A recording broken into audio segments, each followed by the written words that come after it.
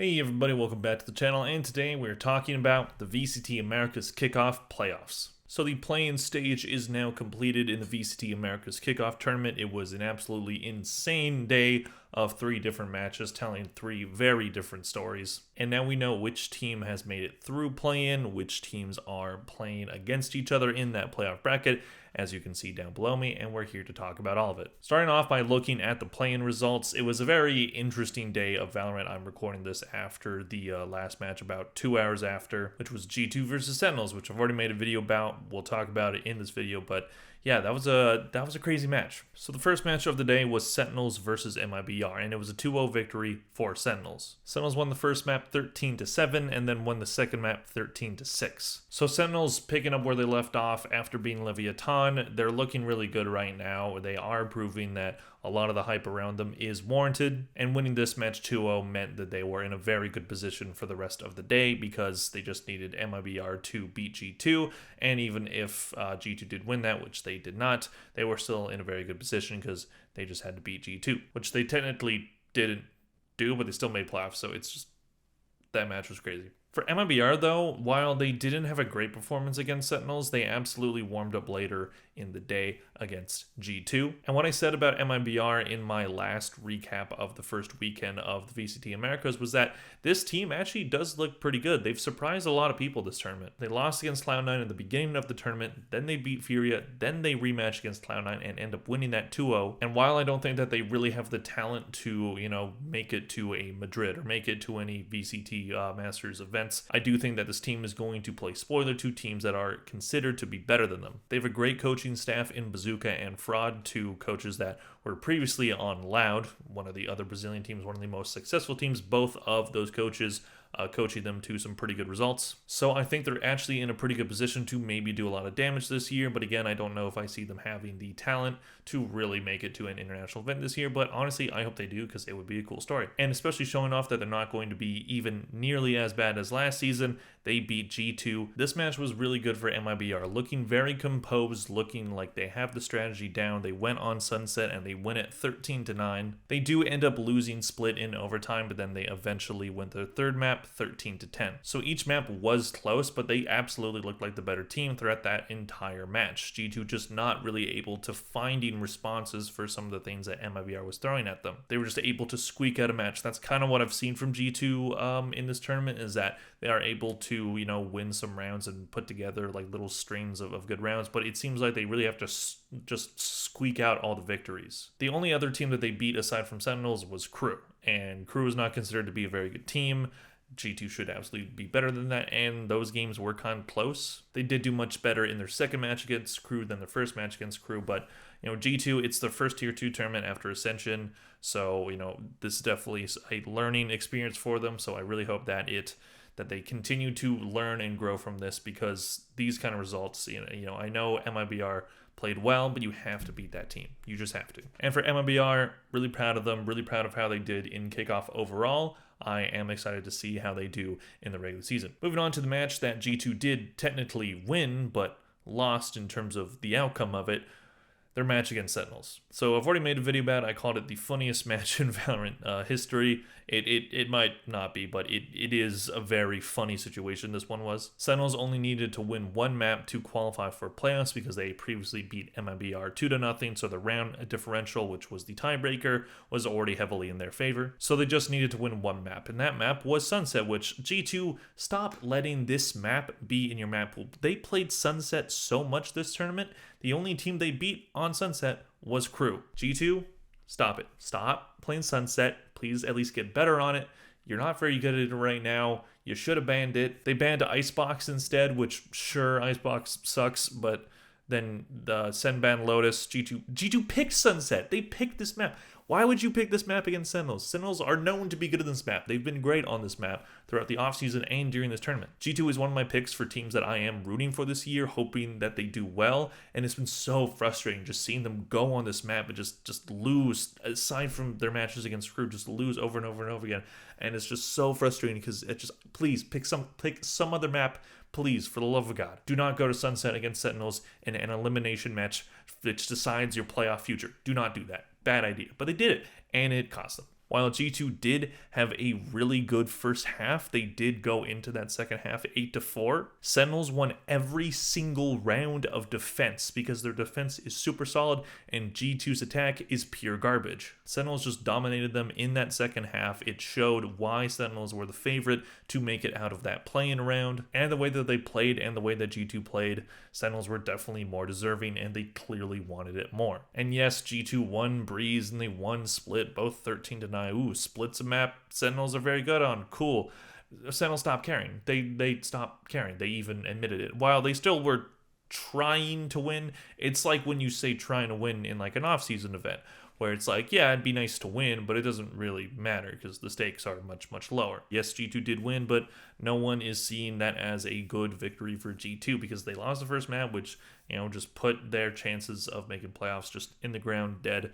So very unfortunate for G2. They absolutely could have made playoffs. They did have their chance. They should have beat mibr in my opinion, but G2, they are the Ascension team. They have a lot of learning to do. I am confident in their chances in the future of this season, but right now they have a lot of thinking to do, a lot of planning to do, and I just think they have to rethink some of the strategies. Why did you pick Sunset? Just why? Now we're going to talk about the playoff matches that decide which teams go to Madrid. So these are the matches. We have Energy versus Sentinels and Loud versus EG. The winner of each of these matches will qualify for Madrid and go into the grand finals of Kickoff, and then the winner of that grand final will get 3 extra championship points. So Energy versus Sentinels, this is, I think, the true decider on which team is second best in the Americas behind Loud. I think Loud right now have a pretty firm hold on that first in Americas. That's where I had them on my power rankings going into Kickoff. They are still there because they have been very good and proved that they are still the best team. They do have to make it past EG, who did have a surprisingly very good performance against G2, but at the same time, do I see them doing that to Loud? I mean, oh god, it's gonna happen, isn't it? If EG somehow beats Loud and ends up going to Madrid, I'm just gonna laugh and I'm just not gonna be surprised at all. But at the same time, Loud is the much better team in my opinion, so it'd be quite a shock if Loud did lose that one. So, I think they absolutely have the ability. They are on paper a much better team. EG was assembled like a month ago, so if Loud somehow loses to that, I'm not even a Loud fan, but it's just like I would freak out. That would just be crazy. So everyone be surprised when it happens. And yeah, we'll see how that one goes. In terms of Energy versus Sentinels, okay, so I want to talk about what Tarek said. So Tarek had a little Twitter rant. He tweeted this: "I've lost all respect. Sorry, this is absolutely rigged for money or ratings. Not sure which. I won't be silent.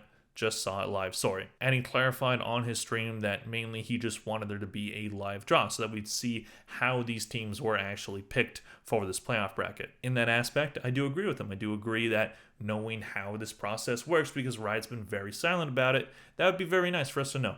But at the same time, are we ever going to see that process? No. It's not going to happen. I don't be surprised when Riot never does that. Riot intentionally keeps this stuff kind of vague and they don't tell us how they do these seedings so that they can do the seedings how they want and not have people, just like criticize them for the specific way that they do it. And so that they can decide the matches. Yes, so he basically thinks that it's scripted, that he thinks, like they want a South American team in Brazil to make it to Madrid, so they put them against EG, which is the easy route for them, and then you get one of the North American teams in Energy or Sentinels that both are very popular. And I'm gonna say this: is this bracket rigged? Sure, it is. It's rigged. It's rigged in the way that Riot is deciding how these formats work so that we can, yes, get the best ratings, so that we can get the best matches, or the matches that seem like they will be the most exciting, the most, get the most views, all that stuff. Obviously, that's what they're doing. The only rule that I heard about that I couldn't find an official confirmation for, but somebody said it in my comments, and it actually was consistent with how the results ended up. So it was that whichever team made it through play-in, they couldn't play the team that was in their group. So Sentinels, no matter what, we're going to play one of Evil Geniuses or Energy. I don't know which opponent Sentinels would have faced that would have made Tarek happy in this situation. I guess them facing EG would probably be the most preferred one, because EG, I guess, on paper are the worst team out of these four. But either way, you're going to have a really tough match with one of these three teams. It doesn't matter if it's EG, Energy, or Loud. It's going to be a tough match either way. Yes, Energy and Sentinels is going to be an extremely exciting match, but so would Sentinels versus EG. So would Sentinels versus Loud. So would Loud versus Energy. All these things. But I do agree that you probably don't want, on paper, your two best teams in Energy and Loud to, for one of them to not make it. So Loud technically does get the best opportunity to make it to playoffs, which I guess just seemed kind of rigged, but at the same time, I do understand it. Again, Loud's probably they would have beaten all three of these teams. I expect them to win the grand finals as well. They're that good. So I understand being annoyed that this is, rigged. It's rigged for money and ratings, like they just want to get the best viewership. Yeah, they do. I mean, it's true. You can be mad about it, and I don't think that that's always how they do all their seedings. They obviously have a process. And what I think probably happened, which, I mean, obviously it did happen because they knew who was going to be playing who depending on who made it out of play-in. They obviously had that ready before the podcast even started. If this team makes it, then these play these teams. That's how I assume they were preparing for it. But personally, I'm not too mad about it if they did make these matches specifically for ratings, to get the highest viewership, because that's business. That's how it works. And, is the fairest? No, but this bracket has already been not fair at all.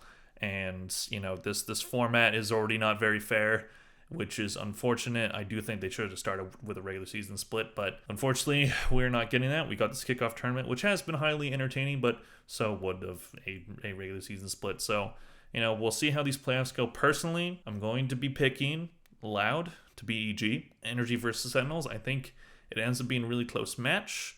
Energy, they haven't been together for that long, but they have looked very good. But at the same time, they haven't played teams that are very good. They've been Cloud9 and Furia, two teams that are around the bottoms of the rankings, in my opinion. Sentinels have gone through a gauntlet so far, playing the best teams in the entire Americas, I would say. So they're much more warmed up. They've faced much tougher opponents.